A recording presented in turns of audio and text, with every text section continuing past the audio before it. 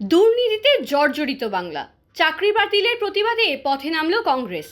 বাংলার শিক্ষা ব্যবস্থায় দুর্নীতির অভিযোগে বর্তমানে তোলপাড় রাজ্য তথা রাজনৈতিক মহল। সম্প্রতি দেশের সর্বোচ্চ আদালতের রায়ে প্রায় 26,000 শিক্ষকের চাকরি বাতিল হওয়ার ঘটনার ক্ষোভে ফেটে পড়ছে কংগ্রেস। ওএমআর শিট ধ্বংসের অভিযোগে রাজ্য সরকার ও এসএসসির দিকে আঙুল তুলছেন কংগ্রেস নেত্রী। তাদের দাবি, ওএমআর শিট সংরক্ষিত থাকলে শুধুমাত্র দুর্নীতিগ্রস্তদের চাকরি যেত, যোগ্য প্রার্থীরা ক্ষতিগ্রস্ত হতেন না। এই ঘটনার প্রতিবাদে সরব হয়েছে কংগ্রেস।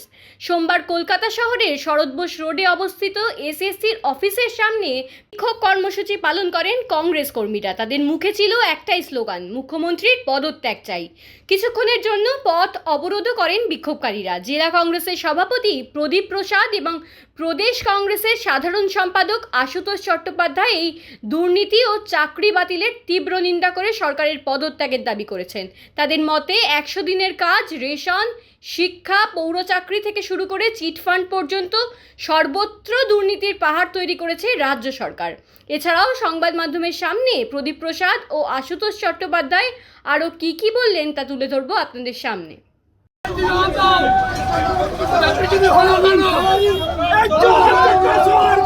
বৈঠক করেছে এবং বলেছেন যারা যোগ্য তারা তাদের চাকরি নিশ্চিত থাকবে, সেই আশ্বাসটা তিনি দিয়েছেন। দেখুন, আত্মসম্মান ফেরাতে হবে শিক্ষকদের, তাদের চাকরি ফেরাতে হবে, জীবন জীবিকা ফেরাতে হবে, নাহলে গদি ছেড়ে চলে যেতে হবে। মমতা বন্দ্যোপাধ্যায়ের জন্য যেরকম এটা বাস্তব, ঠিক রাজ্যের বিরোধী দলনেতা তৎকালীন তৃণমূল কংগ্রেসের 2 নম্বর ব্যাটালিয়নের চিফ ম্যানেজার ছিল, ওনারও একই জিনিস। তার কারণ হচ্ছে যে চাকরি চুরি এটা একদিনের নয়। আজকে ভাবুন তো, যে হারে মানুষকে আক্রমণ করা হয়েছে, 26,000 শিক্ষক, স্কুল বন্ধ হয়ে যাচ্ছে, ছাত্র নেই, কোথায় যাবে বাংলার মানুষ? এই চৌর্যবৃত্তি দেখতে দেখতে আমাদের ঘেন্না ধরে গেছে। এবং আজকের মাননীয় মুখ্যমন্ত্রী মিটিংয়ে বলুন উনি কি অ্যাকশান নিয়েছেন এই এসএসসি দপ্তরের বিরুদ্ধে, যারা অসহযোগিতা করেছে, চৌর্যবৃত্তি করেছে, ব্রড ডে লাইটে চুরি করেছে, তাদের বিরুদ্ধে কোনো অ্যাকশান হয়েছে কেউ জানেন না। দ্বিতীয় কথা, আপনারা জেনে অবাক হবেন যে এই শিক্ষকদের সাথে প্রতারণা করা হয়েছে। এই শিক্ষকরা বারে চেয়েছিলেন তাদের চাকরি কিভাবে ফেরত হবে আলোচনার মাধ্যমে। কি আলোচনা? আজকে উনি বাধ্য হচ্ছেন আলোচনা করতে, উনি বাধ্য হচ্ছেন বসতে, তাও আবার শুনছি নাকি কিছু চোরেদের সাথেও নাকি বসেছেন। তাই আমাদের মনে হয় খুব পরিষ্কার কথা, এই চোরেদের বিরুদ্ধে মানুষ পথে নামবেন, শিক্ষকরা পথে নামবেন এবং আগামী দিনে বৃহত্তর আন্দোলন আরও হবে, যতদিন না পর্যন্ত আমাদের এই শিক্ষক ভাই বোনেদের চোখের জল মুছবে, তারা তাদের চাকরি ফিরে পাবে, ন্যায্য চাকরি ফিরে পাবে এবং তাদের জীবন জীবিকা ফিরে পাবে। আত্মসম্মান বোধ হারিয়েছেন এবং আত্মসম্মান বোধ হারাতে যেসব শিক্ষকদের আপনারা টেনে নিয়ে এসছেন রাস্তায়, এটা বাংলা সরকারের লজ্জা। মাননীয় মুখ্যমন্ত্রী বলছেন 1 লাখ শূন্য পদ এখনো আছে ওনার হাতে, কিন্তু রাজ্যে 8,000 স্কুল বন্ধ হয়ে গেছে। কি বলবেন এই বিষয়ে? দেখুন, স্কুলগুলোকে তো বন্ধ করা হচ্ছে যাতে বাইরের কিছু অসাধু লোকেরা এসে এখানে স্কুল বানায়, আমার আপনার বাড়ির ছেলেমেয়েরা 10,000 টাকা প্রত্যেক মাসে মাইনে দিয়ে পড়ে, তার ব্যবস্থা করা হচ্ছে। আর আমরা চোখের সামনে দেখছি যে স্কুলগুলোর কিভাবে বেহাল দশায় পরিণত করা হচ্ছে। কেন ভালো স্কুল তৈরি করে ইনফ্রাস্ট্রাকচার দিয়ে শিক্ষক নিয়োগ করে তৈরি করা যায় না? আসলে সদিচ্ছার অভাব নয়, মনটাই রয়েছে করাপশানের দিকে, সেই জন্য আজকের এই অবস্থা। আমরা ত্রিপুরায় শিক্ষক নিয়োগ দুর্নীতি দেখেছি, মানিক সরকারকে বরখাস্ত হতে দেখেছি। আমরা ওমপ্রকাশ চৌতলা হরিয়ানাতে আমরা শিক্ষক দুর্নীতি দিয়ে ওমপ্রকাশ চৌতলাকে জেলে যেতে দেখেছি। আমরা মধ্যপ্রদেশে বিজেপির নেতৃত্বে ব্যাপক কেলেঙ্কারি দেখেছি।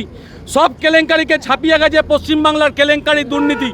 এখানে চিটফান্ডের কেলেঙ্কারি হয়, সারদা নারদা দুর্নীতি হয়, এখানে কয়লা পাচার, নারী পাচার, বালি পাচার হয়। এখানে যেভাবে দুর্নীতি, শিক্ষক দুর্নীতি এবং পৌর নিয়োগ দুর্নীতিতে আমরা নিমজ্জিত হতে দেখেছি সরকারকে। আমরা এই সরকারকে খাদ্য দুর্নীতি, রেশন দুর্নীতিতে দেখেছি। সব দুর্নীতিকে পশ্চিমবাংলা ছাপিয়ে গেছে এই এসএসসি 26,000 শিক্ষকের নিয়োগ দুর্নীতিতে। যেভাবে 26,000 শিক্ষকের চাকরি চলে গেল, এর দায় পুরো মুখ্যমন্ত্রীকে নিতে হবে। আমরা পশ্চিমবাংলার সমস্ত মানুষ জানে রাজ্য সরকার শিক্ষা দপ্তর টাকার বিনিময়ে চাকরি হয়েছে, কিন্তু মমতা বন্দ্যোপাধ্যায়কে হাইকোর্ট থেকে সুপ্রিম কোর্ট পর্যন্ত পরিষ্কার করে বলেছিল ওএমআর সিট দিতে, কিন্তু রাজ্য সরকার ওএমআর সিট এবং মিরর পেজ কোনোটাই সাবমিট করেনি। ফলে যা হবার তাই হলো, 26,000 শিক্ষকের চাকরি চলে গেল। আজকে মমতা বন্দ্যোপাধ্যায় নাটক করছেন, আজকে বলছেন যে মিটিং করবেন নেতাজি ইন্ডোর স্টেডিয়ামে। তাদের এলিজিবিলিটি কারা আছে, কারা যাবে, কিভাবে যোগ্য এবং অযোগ্য বিচার করছেন? অর্ধেক লোক নেতাজি ইন্ডোর স্টেডিয়ামের বাইরে আছে, আর কিছু লোক যারা টাকা দিয়ে অযোগ্য চাকরি যারা পেয়েছেন তারা ইন্ডোর স্টেডিয়ামের ভেতরে বসে আছে।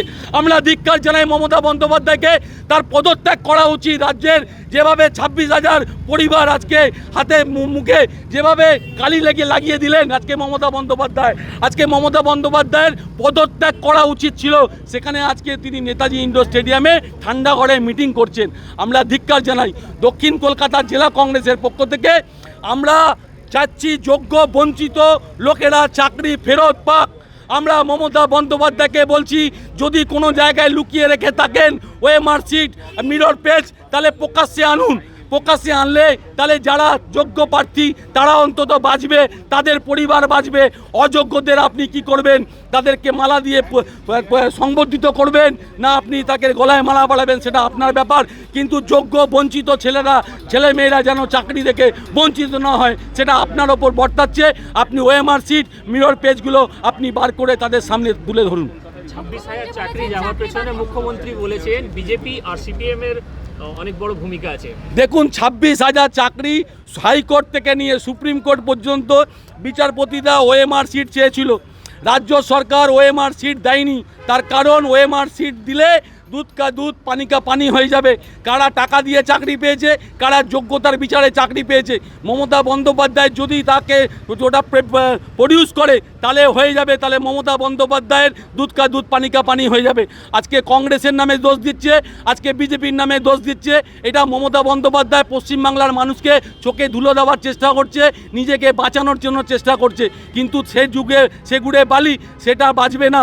পশ্চিমবাংলার সাধারণ মানুষ যারা খেটে খায়, যারা শিক্ষিত বেকার, যারা শিক্ষিত, যারা উচ্চশিক্ষিত, যারা আমাদের বুদ্ধিজীবী, তাদেরকেও বলছি মুখ বন্ধ করে বসে থাকবেন না। যারা আপনারা তৃণমূল কংগ্রেসের যারা উপঢৌকন নিয়ে যে সমস্ত বুদ্ধিজীবীরা বাঁচেন, তারাও মুখ খুলুন। আজকে ন্যায় এবং অন্যায় দুটো পক্ষ তৈরি হয়ে গেছে বাংলায়।